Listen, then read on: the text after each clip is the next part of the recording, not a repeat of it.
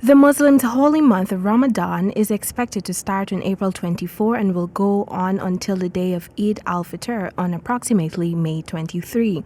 However, this year's observance will not be without challenges. Nonetheless, these challenges will not deter the usual commitment and devotion of Muslims throughout the holy month.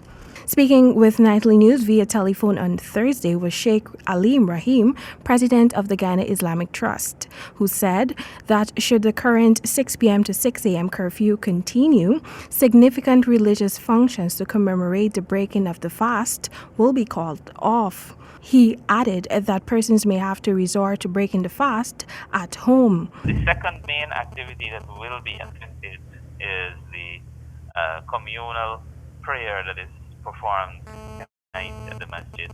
Of course, we have 5 daily prayers, compulsory 5 daily prayers that are performed, and generally in the month of Ramadan, people will try to go out to the masjid as much as possible for all of the 5 daily prayers. This will definitely be affected so long as people are not allowed to go to the masjid. But that doesn't mean that they don't pray. They will stay at home. According to Rahim, fasting from dawn to sunset continues without interference.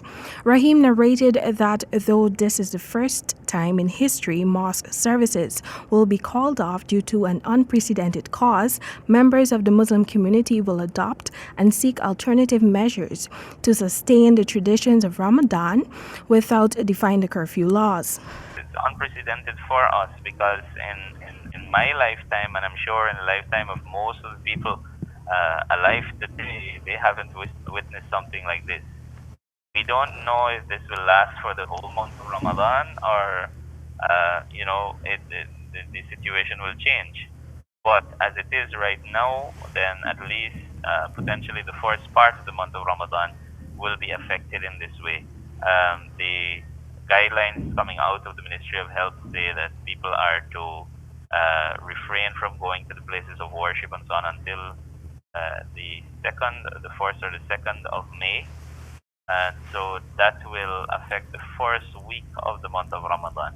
His advice to the Guyanese populace is to use the current downtime to reflect on their relationship with whomever they serve and acquire a renewed sense of their purpose on earth. The time for turning to God Almighty, seeking forgiveness for our mistakes, redeeming ourselves, renewing our commitment to the worship of God Almighty and submitting to Him.